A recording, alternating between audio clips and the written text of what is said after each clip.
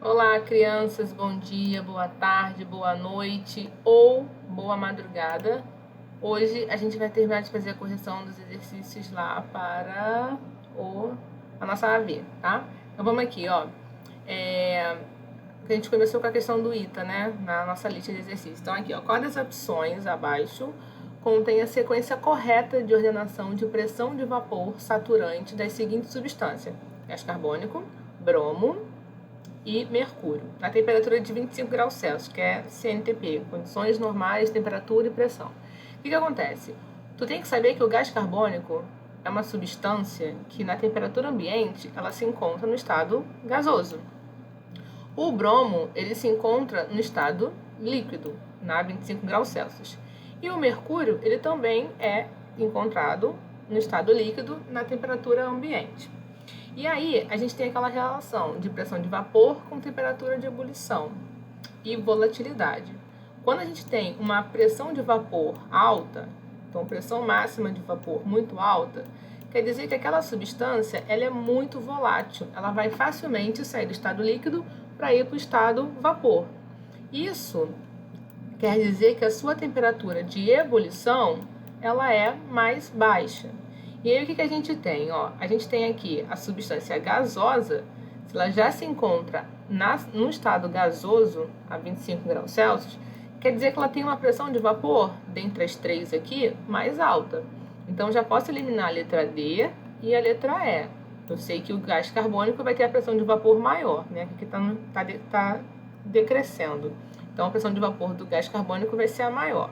Agora, qual dos dois aqui, qual dos dois líquidos vai ter a maior pressão de vapor? A substância bromo, ela realmente se encontra no estado líquido, a 25 graus Celsius.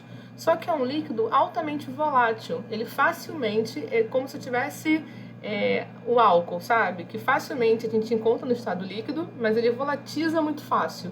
A mesma coisa acontece com o bromo líquido. Ele facilmente, rapidamente vai para o estado vapor. Então a sua pressão de vapor ela vai ser maior porque é um líquido realmente, só que é um líquido muito volátil. Diferentemente do mercúrio. O mercúrio não é um líquido volátil. Imagina você respirar mercúrio, né? Isso não vai acontecer. A temperatura de ebulição do mercúrio ela é alta, ela chega acima de 300 graus Celsius, tá? Então, como o bromo ele é mais volátil do que o elemento mercúrio, né, no estado líquido, ele é altamente volátil, sua pressão de vapor vai ser maior. Então aqui, ó, a pressão de vapor do bromo vai ser maior do que a pressão de vapor do mercúrio. A gente fica com a letra A, tá? Mais uma. Aquecendo água destilada numa panela aberta e no local onde a pressão ambiente é 0,92, isso aqui é muito importante, a temperatura de ebulição da água vai ser: a água, ela entra no estado começa a ebulir quando a gente tem 1 atm de pressão e a pressão e a temperatura é 100 graus Celsius. Ela vai ebulir a 100 graus Celsius quando a gente está em 1 atm. Se a gente abaixar a sua pressão, por exemplo, a pressão atmosférica, se a gente for numa cidade que tem uma altitude considerável, por exemplo, La Paz é uma cidade muito alta, acima de 3 mil metros de altitude, né? A temperatura de ebulição da água não vai ser 100 graus Celsius. Isso fica fácil se a gente olhar esse gráfico aqui, ó. Vamos supor que eu tenho aqui 600, 700, mais ou menos por aqui é 760 milímetros de mercúrio. A temperatura de ebulição da água, realmente aqui, ó, se a gente pontilhar certinho, não coloquei, se a gente pontilhar certinho, vai ser aqui, ó, 100 graus Celsius. Agora, se eu abaixar a pressão, vamos supor que eu abaixei aqui para 600 atmosfera, que não é o caso da questão, é 0,92, mas eu vou abaixar a pressão atmosférica considerável para a gente poder ver o que vai acontecer com a temperatura de ebulição. Olha o que acontece com a temperatura de ebulição da água. Ela vai ser menor do que 100 graus Celsius, tá? Então é diretamente proporcional. Se a gente abaixou a nossa pressão atmosférica, a gente vai abaixar a nossa temperatura de ebulição. Então, olhando a questão de novo, ó, se eu abaixei a pressão atmosférica, a pressão do ambiente, a temperatura de ebulição ela também vai diminuir. Então, aqui, ó, a gente vai ficar com a letra A, vai ser inferior a 100 graus Celsius, tá? Próxima, da PUC. Tendo em vista o momento em que um líquido se encontra em equilíbrio com seu vapor, leia atentamente as afirmativas abaixo. Então, eu tenho lá um líquido. Esse sistema, ele tem que estar vedado, né? E aí o líquido, ele vai entrar em equilíbrio com o seu vapor. Ou seja, as moléculas do estado líquido vão para o estado vapor e as moléculas do estado vapor vão condensar para o estado líquido. Eu tenho aqui já o equilíbrio perfeito, né? A evaporação e a condensação ocorrem com a mesma velocidade? Sim, se eu já cheguei no equilíbrio, eu tenho a condição de que a velocidade com que evapora e a velocidade com que condensa são as mesmas. Então, o item 1 está correto, né? 2. Não há transferência de molécula entre o líquido e o vapor. Sim.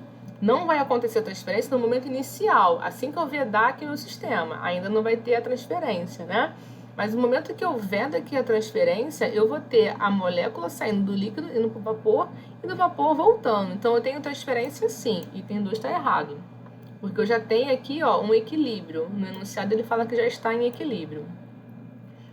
Item 3. A pressão de vapor do sistema se mantém constante? Sim. Se já chegou no equilíbrio de condensação e evaporação, a pressão nesse sistema ela já vai ser constante. É aí que eu meço a minha pressão de vapor dessa substância. Item 4. A concentração do vapor depende do tempo? Ela depende do tempo no momento inicial, assim que eu vedo o meu sistema. Porque no momento inicial que eu vedo, a concentração aqui ela não é constante, né? Ela vai começar a aumentar conforme a substância vai evaporando, indo para o estado do vapor. Então, ela vai depender do tempo nesse momento. Como já está em equilíbrio, essa concentração ela não vai variar, ela não vai depender do tempo, vai ser constante. Então, o item 4 ele está errado. 1 e 3 a gente tem na letra A. Mais uma. A pressão de vapor de um líquido puro molecular depende do quê? Apenas da estrutura de suas moléculas. Gente, onde vocês virem o termo apenas, nunca, jamais, para sempre, eu te amo para sempre, desconfia, tá? Porque geralmente tem alguma coisa errada. Apenas da estrutura da molécula? Não. Apenas da massa do líquido? Nem depende da massa. Apenas da temperatura do líquido? Também não. D. Da estrutura de suas moléculas e da temperatura do líquido?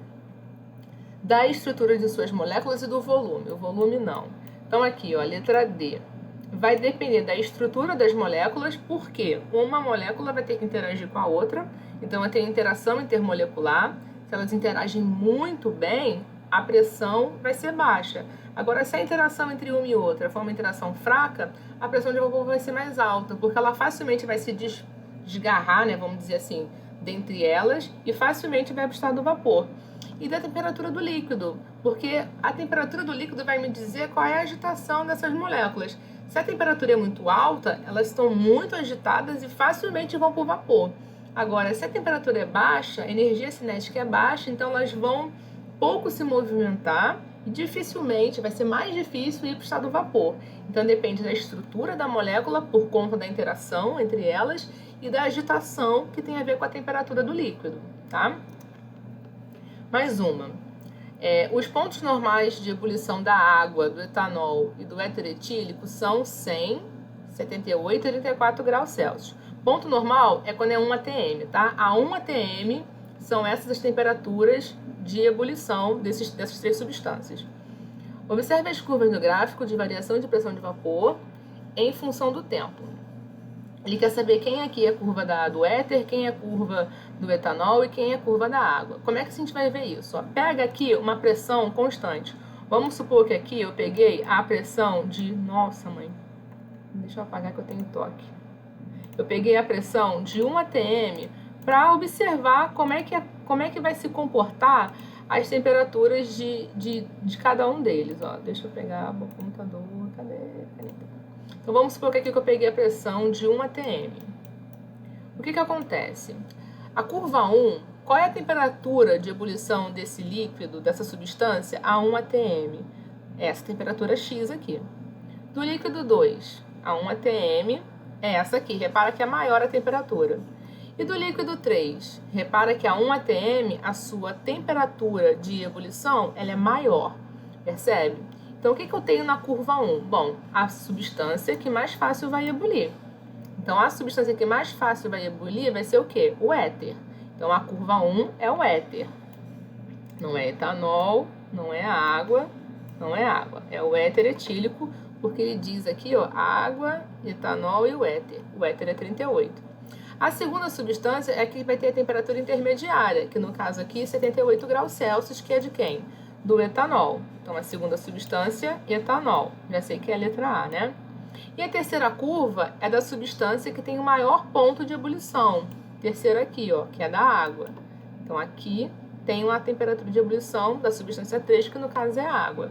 Então, a gente fica com a letra A, tá bom? Qualquer dúvida que vocês tiverem, gente, me manda lá no chat, tá? Beijinho e boa prova. E bom recesso.